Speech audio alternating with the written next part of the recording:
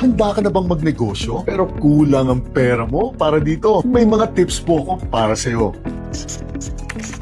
Alam po ba ninyo na mas madali po kayong makakaipon kung magagawa po ninyo ang tatlong bagay na ito? Una, stop flexing. Pigilan nyo na po ang kaka-flex ninyo ng mga gamit na inutang lang naman ninyo upang makapagpasikat lang po kayo sa mga taong hindi nyo naman kilala o hindi nyo naman po gusto. Dahil real talk lang po, kung totoong kaibigan nyo po ang nakakakita sa inyo, tatanggapin po kayo nito ng buong buo kahit hindi po sumisigaw sa laki ng logo ang suot na damit po ninyo. Pero pagkaaway po ninyo ito, nako, mayayabangan at mayayabangan po ito sa inyo kahit to inspire and not to brag pa ang caption na gagamitin ninyo. Kaya tingnan nyo na lang po yung suot ko. Alam po ba ninyo na 300 piso lang ito? Dahil DV lang po ang brand nito. As in, galing Divisoria lang po ito at pinalagyan ko lang po ito ng logo. Pero hindi naman halata, di ba po? Kasi nasa pagdadala po ito. At ang pangalawa, learn to say no. Lalo na po sa mga abusadong kamag-anak at kaibigan po ninyo. Kasi nakakalungkot po.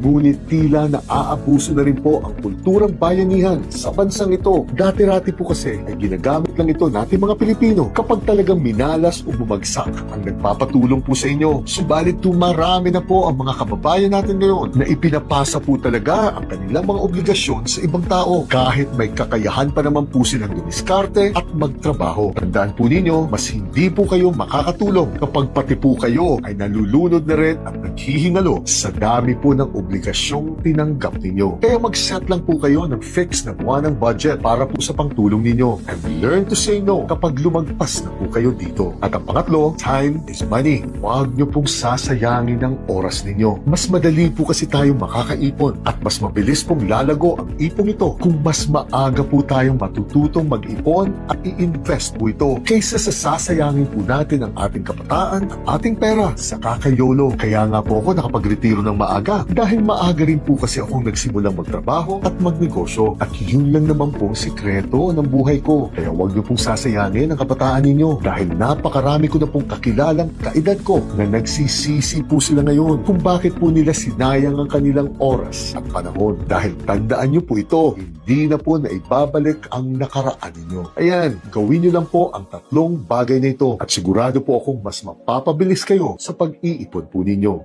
Gmail.